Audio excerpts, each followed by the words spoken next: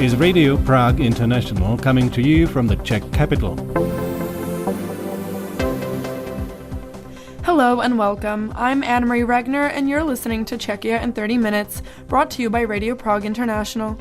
Coming up in today's program, the Czech delegation unveils spending plans at the NATO summit in Ankara. Find out more in an exclusive interview with security analyst František Mičánek.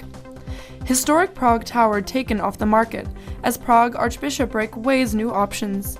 Šumperák houses, retro modernism wrapped in a mystery. All that coming up, but first, here's the news brought to you by Ruth Franková. News. Prime Minister Andrej Babiš held a series of bilateral meetings with the leaders of the Netherlands, Slovakia, Bulgaria and Slovenia on the sidelines of the NATO summit in Ankara on Wednesday. According to the Bulgarian government, Babiš and Bulgarian Prime Minister Rumen Radev discussed expanding cooperation in defense and energy, as well as the impact of Russia's war in Ukraine and energy diversification in Central and Eastern Europe. President Petr Pavel is also attending the summit, where he has been holding separate bilateral talks focused on defense spending, support for Ukraine and closer European defense cooperation. A Ukrainian man born in former Czechoslovakia is among two suspects arrested in connection with last week's bombing in Monaco, Ukrainian media reported on Wednesday. According to the Ukrainian anti-corruption outlet Antikor, the suspect, identified as Yevhen Reun, was born in former Czechoslovakia in 1986. He and another man have been charged with the murder of Anastasia Berezovska, who was suspected of planting the bomb that seriously injured Ukrainian businessman Vadim Yermolayev and his partner. Investigators are trying to establish who ordered the bombing. Berezovska's body was found near Kiev on Monday, and prosecutors say she was shot dead. One of the suspects has reportedly confessed to the killing. Despite growing boat traffic on Czech waterways, the number of boating accidents has remained stable, according to figures released by the State Navigation Administration on Wednesday. The authority recorded 21 accidents last year and 6 so far this year, none of them serious. The number of recreational vessels has roughly doubled in recent years, prompting increased police patrols on rivers and reservoirs. Officers are focusing on prevention and enforcing navigation rules. Electricity consumption in Czechia continued to grow in the second quarter of this year despite rising prices, according to an analysis by energy company Ampere Meteo. Weather-adjusted electricity use was up 2.3% year-on-year, while electricity prices increased by 26%. Despite the recent growth, electricity consumption remains 5.5% below the average recorded before the energy crisis. Gas consumption also remains lower than pre-crisis levels, although it rose slightly compared with the same period last year. Solar power remained Czechia's largest renewable electricity source, accounting for more than 3/4 of renewable generation so far this year. Together with hydro and wind power, renewables covered just over 10% of the country's electricity consumption. And finally, a quick look at the weather. Thursday will be mostly sunny with afternoon temperatures reaching 23 to 25 degrees Celsius. I'm Ruth Franková, and that's the end of the news. The Czech delegation to the NATO summit in Ankara on Tuesday unveiled government plans to redirect existing funding towards Prioritized Ukraine Requirements List initiative, which finances US-made weapons for Ukraine. Vít Bohanka spoke to security analyst and former senior military officer František Mičánek about this and other defense policy issues discussed at the summit. It's definitely a very positive message because, if we would like to be among countries who really support Ukraine, we should participate not only by promises and the word support, but even we have to invest some money or material or people. So, as I understand the announcement of Peter Matsinka, his intention or the Czech Republic intention is just concentrate all these partial investments under the one coverage, this PURL. That's all. That that's not a new big investment and not new money, because as Premier Babiš insist or basically promise that, we need money for Czech Republic and we need to invest in the Czech armed forces because we are not meeting, or we are on the edge of reaching 2%. So no new investment towards Ukraine, but support and moving what we are already doing for Ukraine just for the EU help. It's showing that we are really interested in helping Ukraine, and that we are moving just from the promises to something which is really, really touchable.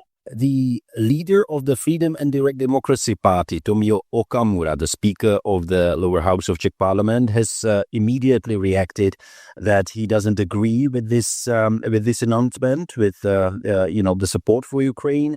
I suppose it was to be expected, but do you think this could complicate things? It really depends, as lawyers say. Tomio Okamura is very consistent, so I wouldn't expect something else than this proclamation.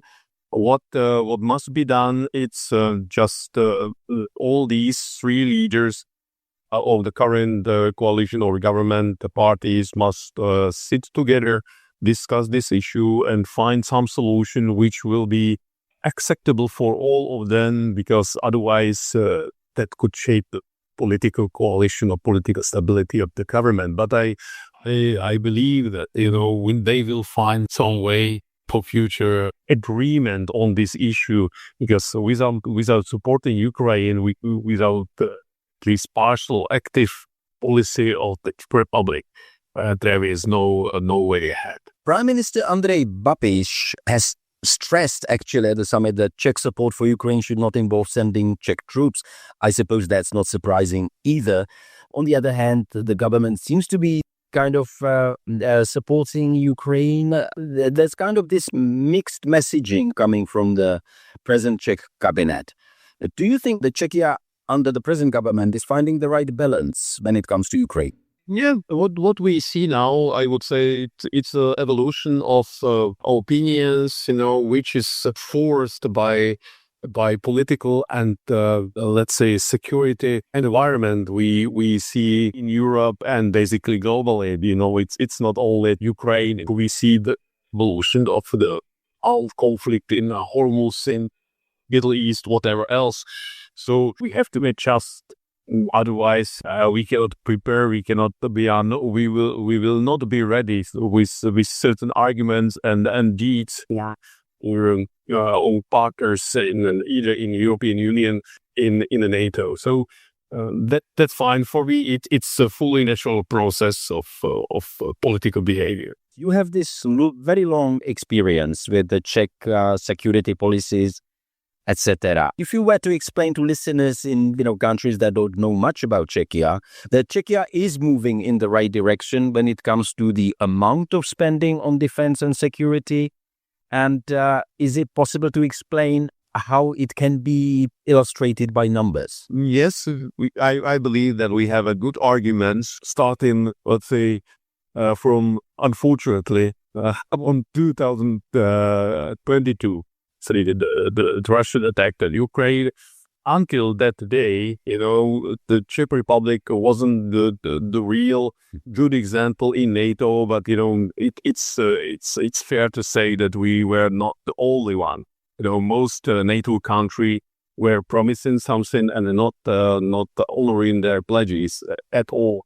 That changed in 2022, and we started the very steeply ascending trajectory of defense investment from the last government of Premier Fiala. We were told that 2035 we really reach 2%, and we even adopted a new law about military investment for defense of Czech Republic. That's fine. For this year, 2026, the prediction, the prognosis is that we will need already 2% threshold, and I believe, I trust what Premier Babiš said, that for the next year we will move up a little bit again. So we have to wait for the results, for the final communique of NATO summit in Ankara. And then when our delegation will return back, would they tell us and how they introduce the plan to the future. The Czech media, of course, were full of stories about the fact that President Pavel is traveling in an extra plane. He had to ask the constitutional courts to help him so that the government would get him accreditation. I just wonder, do you think that it's behind us? I mean, this kind of quarrel, and that the Czech political representation is finally moving in the right kind of unified direction? Or is that too optimistic? I don't know. That's good topic for media, and it's not good topic for security analysts, because that's only the coverage, the surface of what's going on in the deep waters. For me, it's much more important how the president and premier and basically the government, the ball, they find the common language, and they will do something useful for Czechia, or maybe in the field of security and defense. That's really important. Agreement or disagreement of these two representatives, that's reality. But we pay too much attention, and it's a really Czech internal issue. No other countries or partners, they politically correct enough not to pay attention to this. For them, as we discussed before, is more important how we honor the pledge 2%, how we reach the military capabilities, how we help NATO countries to travel across the territory of the Czech Republic through the process of host nation support, etc., etc. So that's the future of the Czech Republic in the NATO and the European Union. That was security analyst František Mičánek speaking to Vít Pohanka about defense policy issues.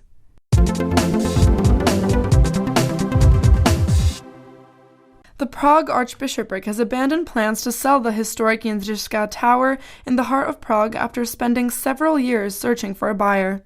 It will now negotiate exclusively with the city of Prague, although it has not said whether the discussions will concern a sale, a lease, or some other form of cooperation. Daniela Lazarová has the details. The 65.7-metre high tower is one of Prague's best-known landmarks. Built in the late 15th century as the bell tower of the Church of St. Henry and St. Kunhuta, it is the tallest freestanding bell tower in the Czech capital. Over the centuries, it has served not only as a church belfry, but also as a military watchtower during the 1648 Swedish siege of Prague, surviving repeated damage from artillery fire, storms, and later undergoing extensive reconstruction. I've never been inside, I just walk past it. I've always found it strange that there's a restaurant in there and that it isn't fully open to visitors like the Powder Tower.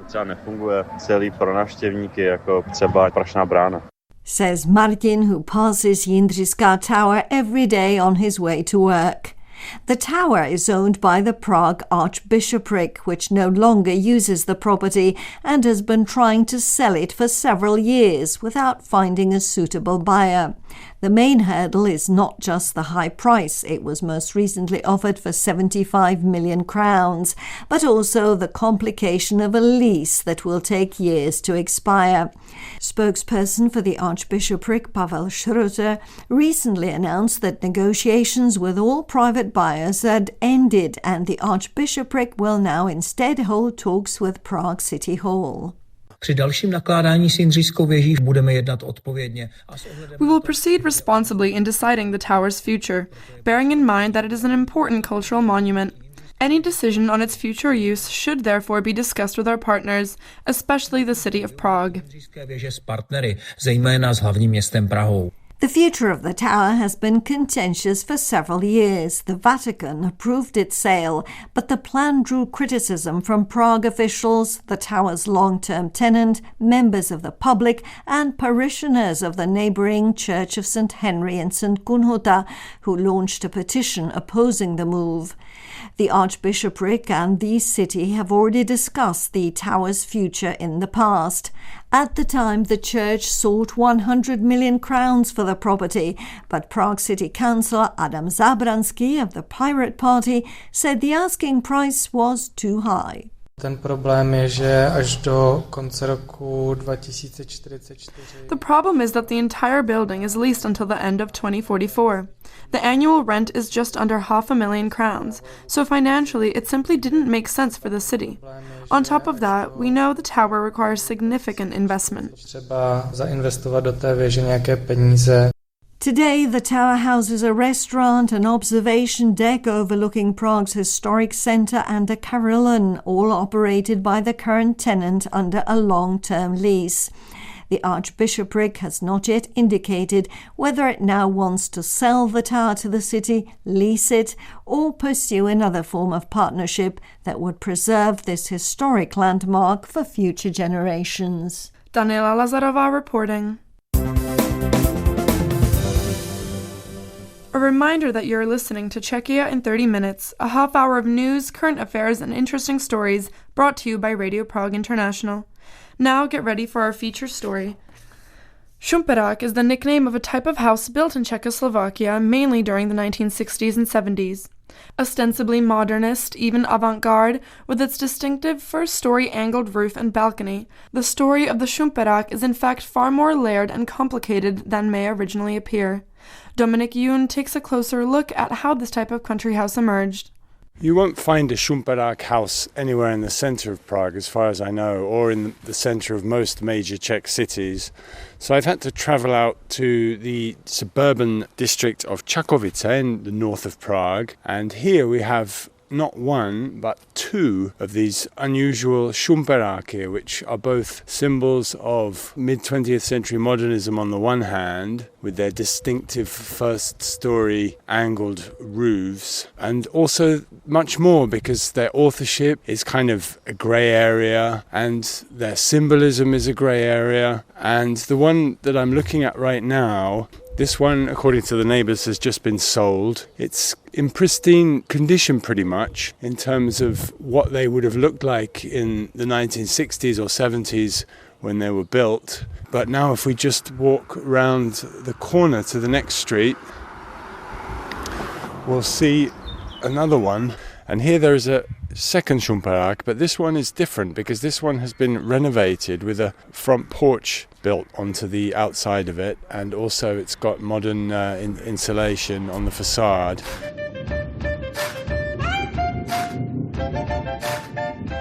Šumperák, I would say, it's an essence of this misery of socialist regime little bit, because you have idea of a modern house, beautiful modern house, which basically has Western forms. This house is basically a copy of 1950s French, American, Brazilian houses. That was Adam Stech, an architecture historian, journalist and curator who documents examples of modern architecture around the world. His response underscores the complex love-hate, fascination-repulsion aspect associated with so-called Šumperáky houses. Estimates suggest around 20,000 were built across Czechoslovakia from the mid-60s to the end of the 1980s, and all based on a do-it-yourself, build-it-yourself purchasable plan drafted by a man named Josef Vaněk. He wasn't an architect but a draftsman-designer who had a basic education and previously trained as a mason in the city of Zlín. By all accounts an ambitious entrepreneurial man, he ended up working in the eastern Czech town of Šumperk. Pepa Vomáčka has spent decades reporting on the history of Czech architecture. He takes us back to the roots of the Šumperák. Počátkem 50. let se nestavělo vůbec. Nálada byla jiná, nebyly peníze, bylo to poválečná hysterie. At the start of the 1950s, there was no real construction at all in Czechoslovakia. There was a post-war hysteria and there was no money. The first houses did not start being built until the end of the 1950s. Most people built houses without any kind of planning permission in their gardens, courtyards and so on. Na zahradě, na dvorku, někde a tak dále. Tomáš Pospěch is a photographer who chronicles every single possible Šumperák he can find. This has resulted in 2 books, with a third on the way. Zjistil, že na trhu je velká díra, že kdo si chce postavit individuální. Josef Vaniek discovered that there was a big gap in the market, that there was no way for people to construct individual housing if they wanted to. So he decided he would draft 10 plans and publish those in a book. Že navrhne 10 projektů a vydá to společně v knize. Vaniek then devised the first plan for a family home type V and began offering it to people who were visiting the building authority offices. This soon led to 3 houses being built according to his plans, the very first of which was commissioned by a lady in the eastern Bohemian municipality of Rapotín, right on the outskirts of the town of Šumperk in Osvobození Street. Pospěch contacted the lady, a Mrs. Kocorková, as part of his research. A paní Kocorková dodnes žije. Mrs. Kocorková is still with us and is a very active lady, and she claims that many of the features of these houses were the result of her input. Spoustu těch prvků mu tam doporučila ona nebo si prosadila. It all sounds very individualistic and entrepreneurial, with restrictions against this type of conduct loosened during the liberalization era of mid-1960s Czechoslovakia, which in turn enabled small attempts at a revival of Czechoslovakia's First Republic position as an architectural powerhouse. Architecture historian Adam Štech again. The first half of the 20th century is one of the best eras of Czech architecture. Historians always said that Czechs, we had 3 main architecture eras. It was Gothic, Baroque, and then modernism of the 1920s and 1930s.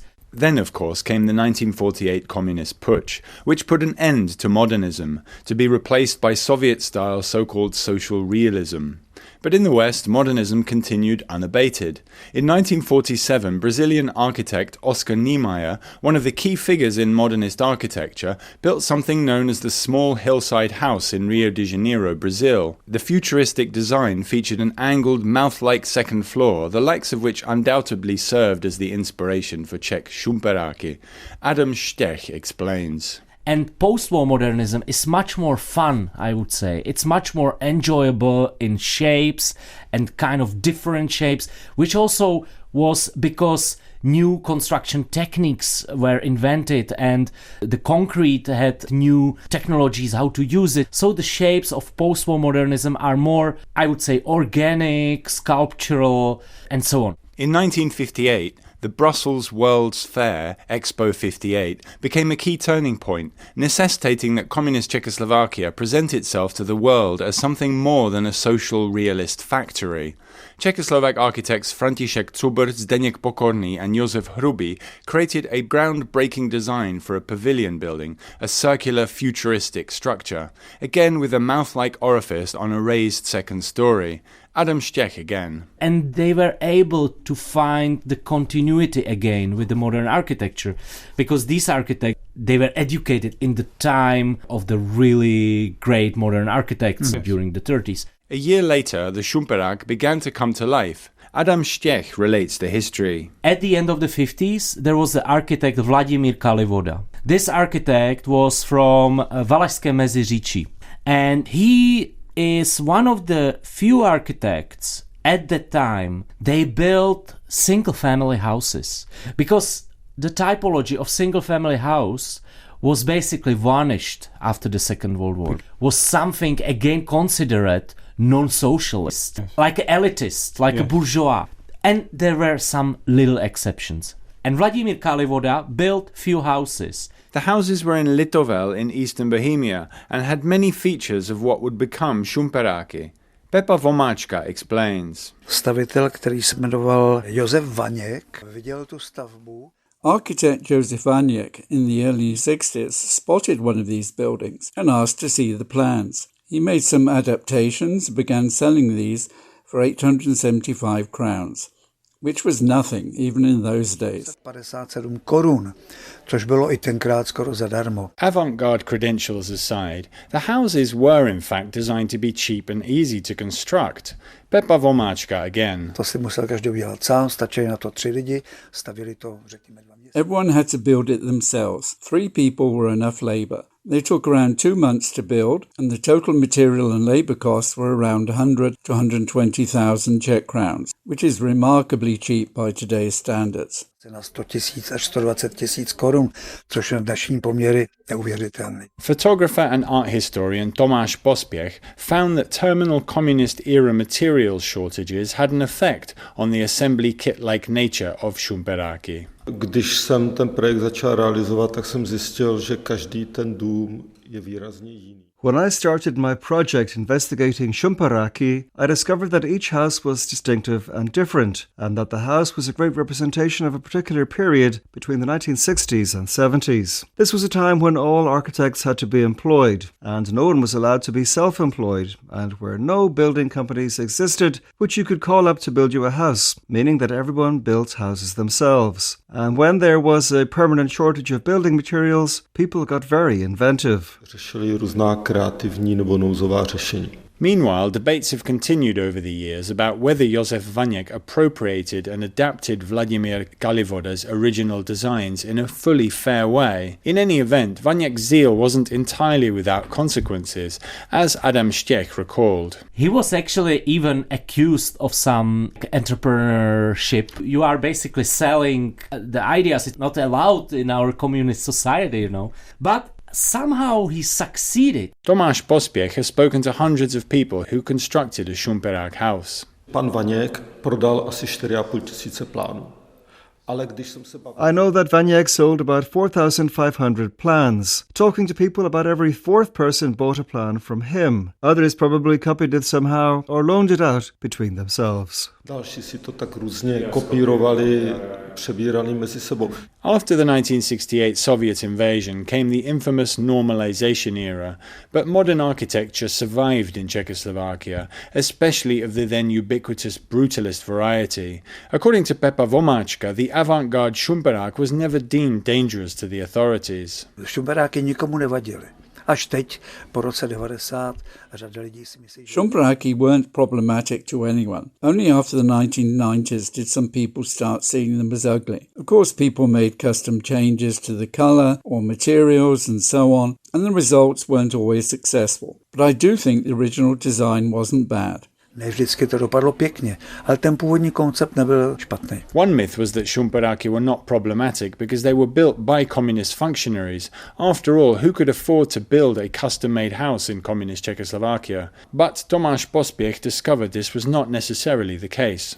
Já jsem se mnohdy, když jsem pořizoval ty rozhovory, setkával s tím, že se říkalo... During my interviews, I'd often hear that Šumperáky were built by communists for themselves. But the research proved the opposite. Far fewer communists had Šumperáky than existed among the population. They certainly were not built by those who did not go along with the regime, and it tended to be people in small towns and villages. Spíše si to stavěli lidé na vesnicích a malých městech. Rather, it tended to be craftsmen or handymen, well-off people, factory bosses, butchers, those who operated certain state businesses, as Adam Štěch noted. I would say these people were mostly higher-ranking officials from, I would say, you know, JZD and these like agriculture unions, or some people from some factories who had some leading positions and so on. Designer Josef Vaněk managed to get coverage of his ideas in contemporary newspapers and magazines,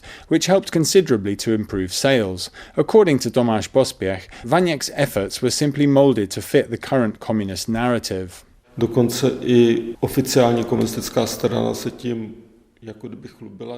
The Communist Party even boasted about this effort, citing it as an example of the modernization of rural areas. His daughter says that he would come home and there'd be 10 or 20 people waiting for him to buy a plan. A před bránkou už čekalo 10-20 lidí. Spotting a Šumperák today, they certainly appear modernist and funky, but are they actually practical places to live? Alas, as Tomáš Pospěch noted, countless basic practical problems blight these buildings with their 95 centimeter thick front-facing balconies. Toto byl ten nejzajímavější prvek na tom domu. Většina lidí ten dům pořizovala. This was ostensibly the most interesting element about the house. Most people built the house because of the balcony and concurrent windows. But when I interviewed people during photographing for my book, then I would hear, for example, someone say, "Oh yes, since I stopped smoking, I haven't stood out on that balcony for 20 years. And his wife replied to him, "That's because you're not the one who washes the windows." In fact, those were the two main reasons to go there, to smoke or to wash the windows. Nebo tam jdete umýt okna, ale jinak to nepotřebujete. Adam Stech agreed. You would say maybe you would turn the house 180 degrees to have balcony to your garden. But basically most of the Šumperáks, the balcony is at the front. When it was really hot days and sun, the balcony has no really proper covering, so you are basically melted in the sun on the balcony. Indeed, the reverse sides of Šumperáky are far less impressive. One might even call them ugly. So there's no choice but to face forward with little privacy and a near useless balcony.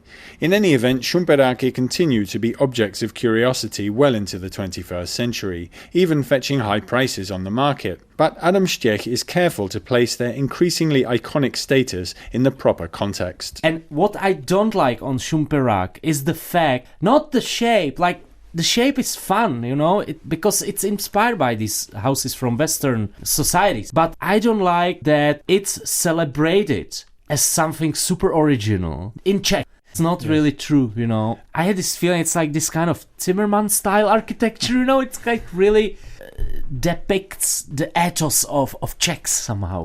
That story from Dominic Yoon brings us to the end of today's half-hour broadcast. You'll find us at www.radio.cz. Should you like to contact us, our email address is english@radio.cz. This is Anna-Marie Regner saying thanks for listening and take care.